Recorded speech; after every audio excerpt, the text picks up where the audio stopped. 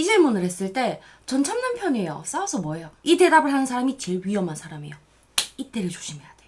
이번 주제는 진짜 괜찮은 사람을 빠르게 알아볼 수 있는 5가지 질문이에요. 따단! 그 사람과 내가 잘 맞다 안 맞다의 기준은 주관적이지만 괜찮은 사람과 괜찮지 않은 사람은 객관적인 기준으로 적용되거든요. 여러분들이 이 질문을 사귀고 싶은 남자, 썸 타는 여자한테 꼭 해봤으면 좋겠어. 첫 번째, 스트레스 어떻게 풀어요? 내가 요즘에 괜찮다고 느껴지는 사람, 오래 알고 싶은 사람을 만났을 때 가장 많이 묻는 질문이 스트레스 받을 때 뭐예요? 이거예요. 인간과 인간이 만나다 보면 즐거움과 행복도 생기지만 스트레스도 무조건 생기게 되거든요. 심지어 가족인 내 동생이랑 나만 봐도 가끔씩 서로의 스트레스 수치를 극도로 올려요. 가족만큼 감정적으로 가까운 연애도 똑같거든요. 회사 부장님은 뼈가 부러지지 않을 만큼의 세기로 우리를 자주 때리겠지만 감정적으로 가까운 여러분들의 남친, 여친은 자주 때리지는 않아도 한 번 때릴 때마다 강력한 한 방을 매기게 된단 말이에요. 여기서 오는 스트레스를 우리만 받을까? 여러분이 만나는 여자친구, 남자친구도 똑같이 받아요.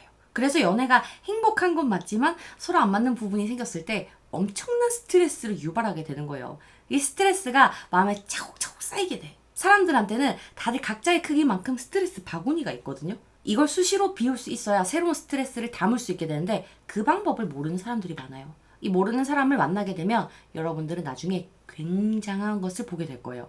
스트레스가 한계에 도달하는 순간 이성이 마비되는 동물 같은 상태를 보게 된단 말이야. 그때는 아마 여러분들이 상상할 수 있는 그 이상으로 조금 못된 말, 생각, 행동, 관계 정리로 여러분들한테 상처를 주게 될 거란 말이죠. 그래서 스트레스를 적당한 시점에서 풀 수 있는 사람, 그 방법을 아는 사람을 만나야 하는 거예요. 스트레스를 푸는 방법이 근본적인 해결에 가까울수록 그 사람은 점점 더 현명한 사람이 되는 거죠.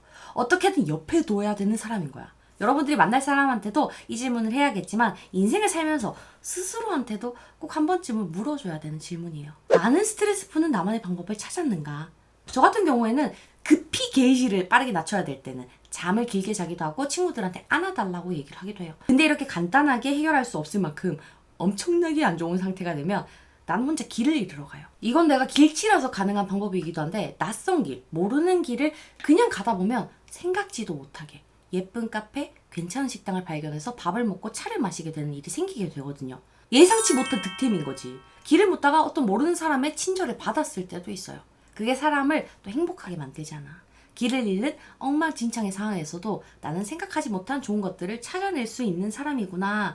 요걸 그냥 몸으로 확인하러 가는 거예요. 또 2, 3년에 한 번씩은 작정하고 길을 잃고 있는데 길치다 보니까 길을 못 외우잖아. 늘 새로워.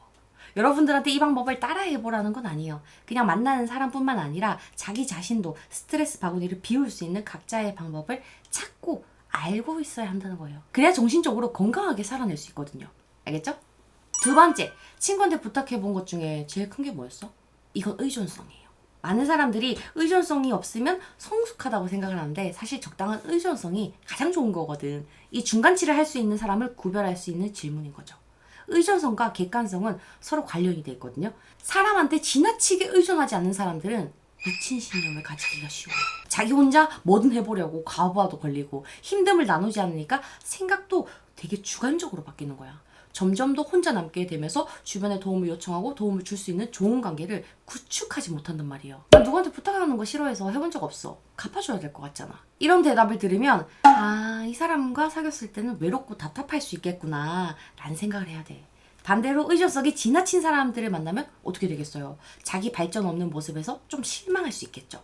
의존성이 너무 크면 다른 사람들 어깨에 붙어서 살아가게 되거든요. 자기 생각이나 의지나 뭔가를 할 수 있는 방법들을 모르게 돼.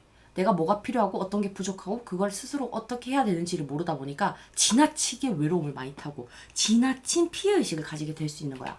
이렇게 상대방의 의존성을 가볍게 확인할 수 있는 질문이 친구한테 부탁해본 것 중에 제일 큰 게 뭐였어? 최근에 친구한테 부탁한 게 뭐였어? 이게 될 수 있는 거죠. 필요한 때 의존할 수 있는 사람을 찾을 수 있는 사람이 가장 독립적이고 성숙한 거거든요.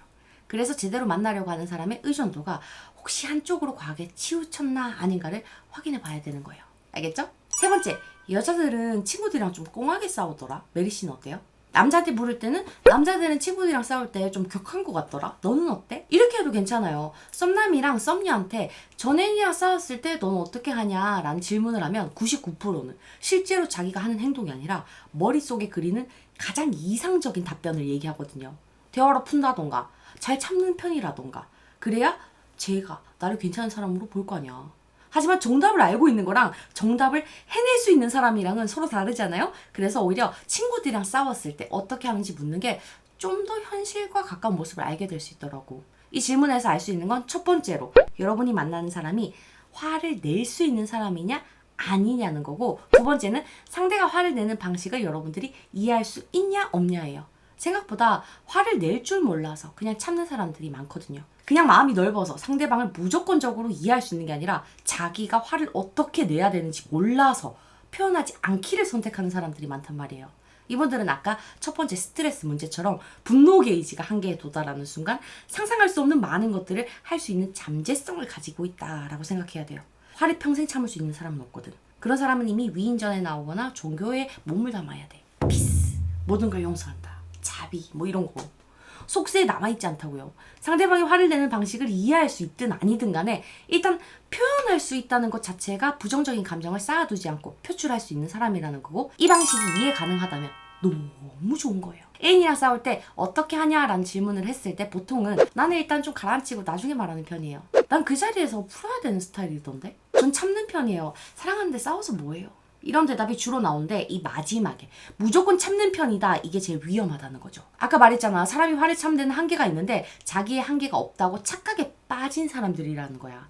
자기 객관화가 안 돼 있어. 이분들은 참기만 하느라 어떻게 화를 내야 되는지 배우지 못했기 때문에 터졌을 때 절대로 올바른 분노 표현이 안 나와요. 주의 요망인 거지. 네 번째, SNS가 뭐예요? 10명을 만나면 그중에 7명쯤은 SNS를 하잖아요. 만난 지 얼마 안 된 사이라면 인스타를 꼭 물어봐야 돼요. 가끔은 인스타 하는 사람들 중에 엄청나게 감성적인 글이나 자기가 있었던 부정적인 일들에 대해서 장문으로 피드를 남긴 사람들이 있거든요. 그 감성글에 문맥이 매끄럽고 드러나는 게 분명하면 이 사람은 그냥 장문에 소질 있는 사람이지만 보통은 그렇지 않아요. 이런 감성글의 반 이상은 온갖 좋아 보이는 말들의 연결, 알 수 없는 맥락, 있어 보이려는 글들이란 말이에요. 여기에 해당하면 허세가 심한 사람, 보여주길 좋아하는 사람, 포장하길 좋아하는 사람이라는 거거든. 다르게 부정적인 장문의 피드를 쓰는 사람들은 주변에 친구가 없는 사람이에요. 그러니까 해소되지 않는 부정적인 감정을 불특정 다수한테 막 퍼붓고 있는 거야. 이런 하소연할 친구가 왜 하나도 없겠어요? 이 대답은 상상에 맡길게. 인스타만으로 진짜 괜찮은 사람을 가리기는 어렵지만 인스타로 안 괜찮은 사람은 볼 수 있어요. 그러니까 얼굴 사진만 보지 말고 피드의 글도 확인하기다. 알겠죠? 이 4가지 질문으로 진짜 괜찮은 사람을 빠르게 찾아낼 수 있길 바랄게요. 오늘도 만나서 반가웠어요.